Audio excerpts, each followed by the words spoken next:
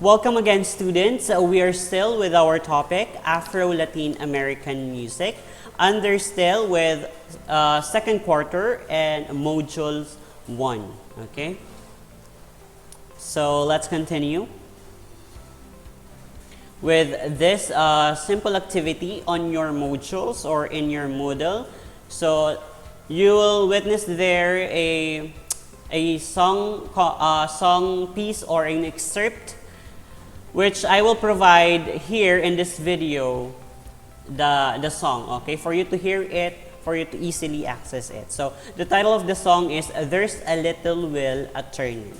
So let's listen to it, and then after which you're going to answer in your module or in your Moodle.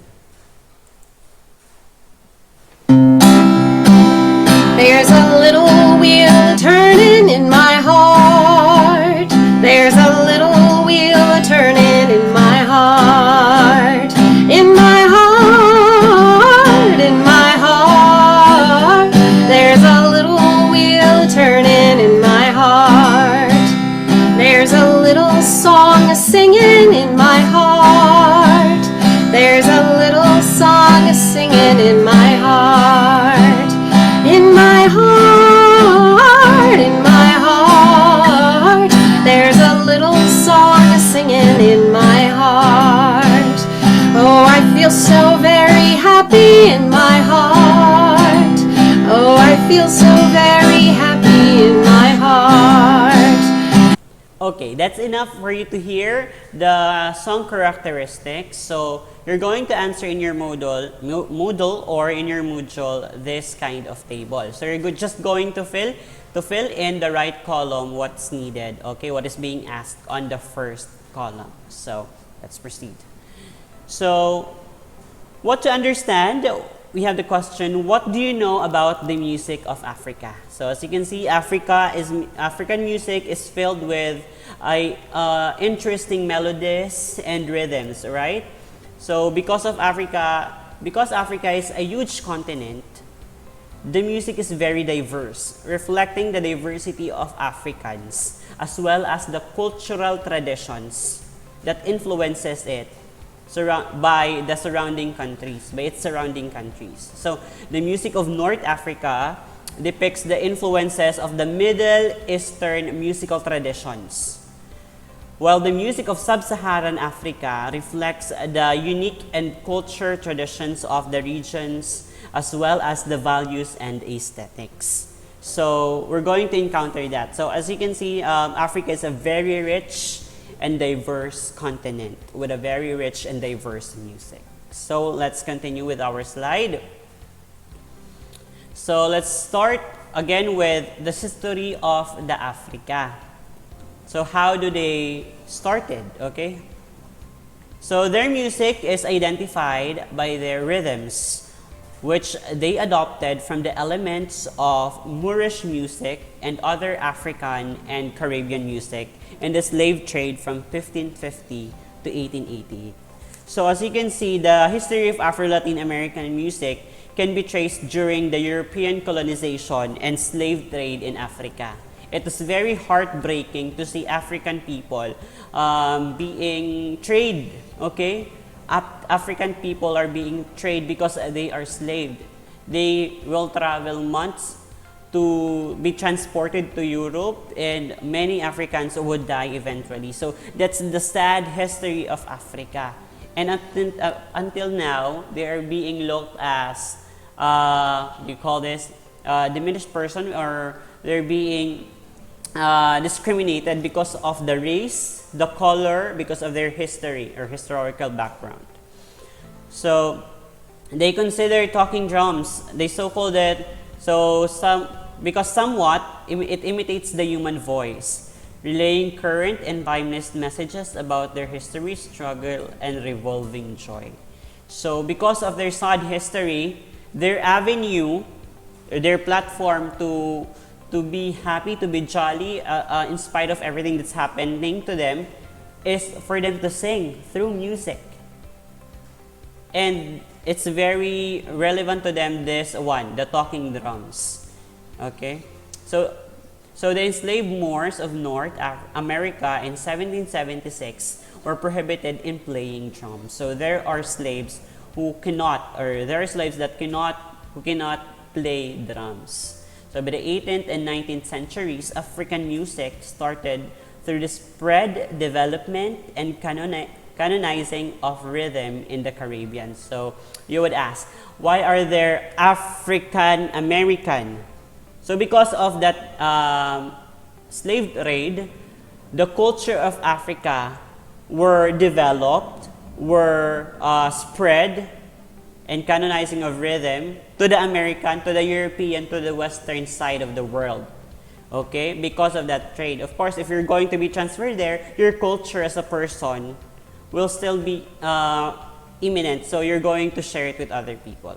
Okay, so in this part, in the 18th and 19th century, this is where Caribbean music was also developed, such as a foxtrot, cha-cha, blues. This is the time that African music really flourished. Okay, so that's a simple discussion on the history of Africa. So let's come now to the characteristics of Afro-American music. So how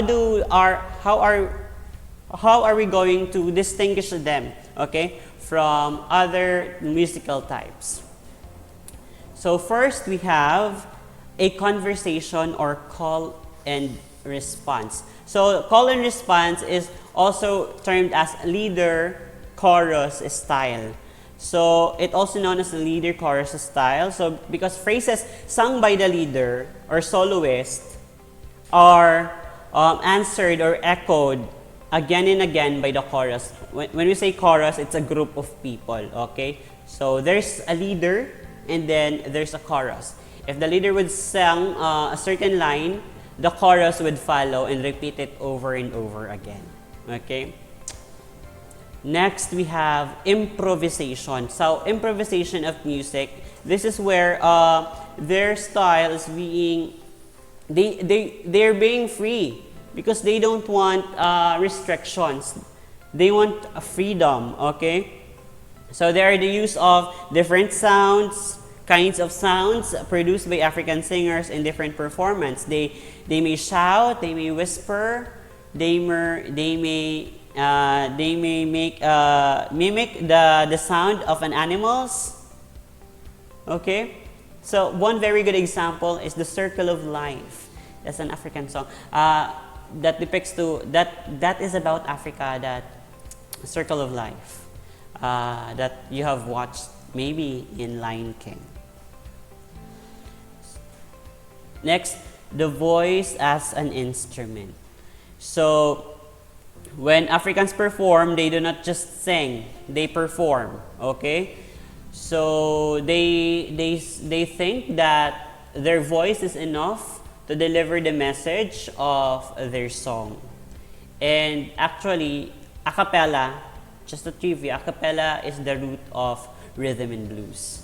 Next, we have the instrument as a voice. So as we have discussed on the previous slide, they have these talking drums. These talking drums can imitate or can almost imitate the voice of a person.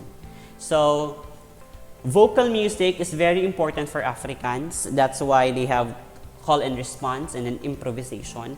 And then instrument as well is very important to them, especially the talking drums. Okay, so those are the characteristics of Afro-Latin American music: conversation, improvisation, the music as instrument, and instrument as a voice. Next, we have here the very famous African Maracatu. So let me pause it there yet. Okay. So here in the Maracatu, actually this is just a gathering of African people appreciated by intensely emotional uproars. So this is actually a ceremony or of the coronation of the Black Kings in 1679. So this designation of king is called Maracatu Nakao. Here, there are different instruments used. So it's a social gathering, okay?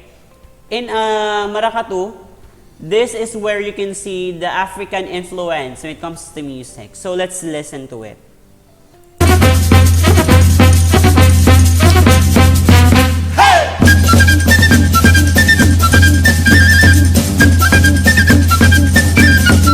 Africans believe that their music should not just be sing alone. It should also be dance, okay?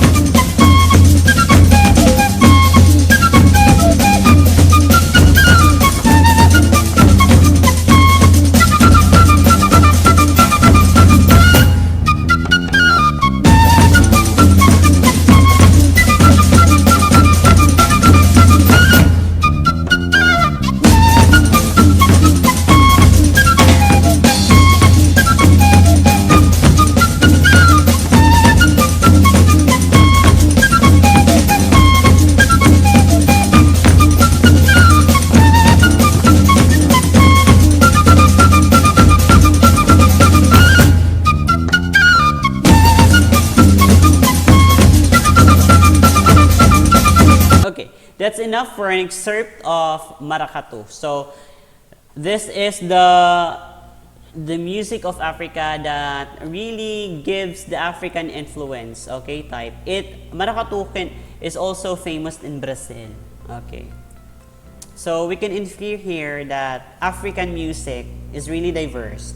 African music is used as a way for social gatherings. African music has different purpose as well. It can everyday occasions of their lives, to offer something to their gods or to their kings, which pertains by the Maracatu. So there are many purposes of African music. So let's continue. Now we come to the other vocal forms of African music. On your activities, if you're going to meet your activities in your worksheet, there are questions there, like for example, the vocal forms of the certain song or music. So here it is. Let me start with the blues. So today, this is very familiar to us because this is the root of rhythm and blues, R&B, okay? So this is a gloomy folk music of African-American origin, which is naturally in 12-bar order. So this was developed in rural areas in the United States by the end of the 19th century. So artist famous in this genre is Bobby McFerrin. So here in blues, sir, is it closely the same with the rhythm and blues that we have today, like the genre of KZ Tandingan, rhythm and blues, the genre of Kaila here in the Philippines? So let's listen to the video. This is Bobby McFerrin. So start pa lang, you're going to notice the call and response that he is using in his style.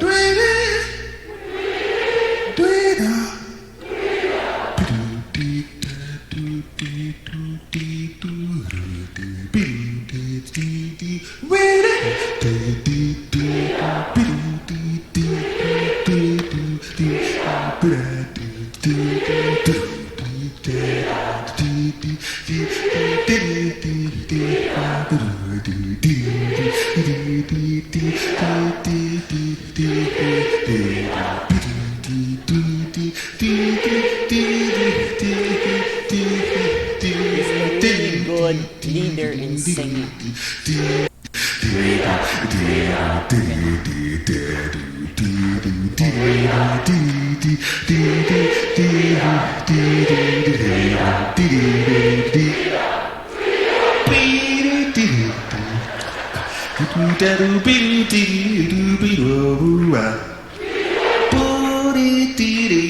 Okay, that's the famous Bobby McFerrin. And that is blues. It's up to you. Are you convinced that the blues that McFerrin is singing is the same with the rhythm and blues today. So it's up to you, okay? Next, we have one of my favorites, okay? One of my favorites, the soul. So it combines the basic of rhythm and blues and gospel music. It is characterized by vocal emphasis and an emotional and improvised delivery. So here in the soul, the famous performers here are Aretha Franklin, James Brown, and then sino pa? Marvin Gaye. Okay, Marvin Gaye. So let's listen to the example of soul. This is a performance of one of my favorite singer, Aretha Franklin. To LA. Let's move it forward, but okay? and I were walking, he wanted us to write a way to end it. A great American artist, but it was different from hers. Okay, let's start the video. She is a legendary singer of Africa, okay, of the black women. Still have black women like Beyonce, like Whitney Houston, and then here, Aretha Franklin. On the morning rain, I used to feel so uninspired when I knew I had to face another day. Oh, it made me feel so tired. Before the day I met you, life was so unkind, but you're the key to my peace of mind. How you make me. So that's an example of soul music. Next, we have the spiritual. So this type of music always has a Christian or religious theme. It is a monophonic in nature and an a cappella, which is the origin of the blues. A monophonic meaning one tone, okay? Monotonous or monophonic.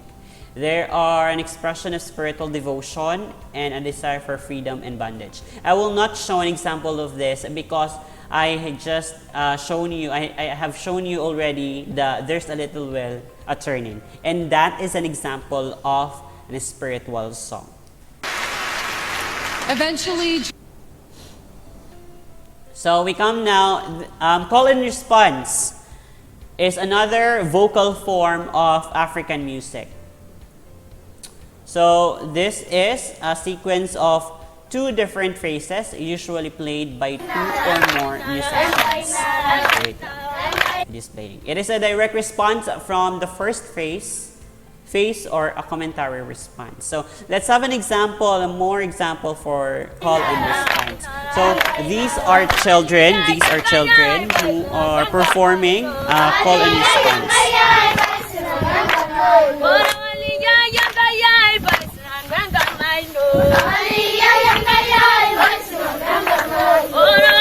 Mostly they are girls, okay, because they're wearing skirts.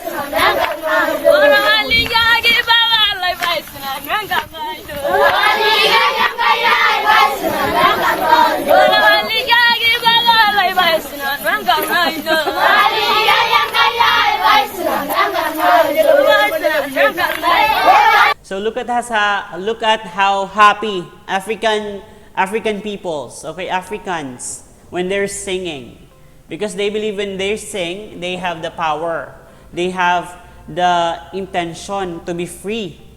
Okay, that's their authority. That's how they treat music.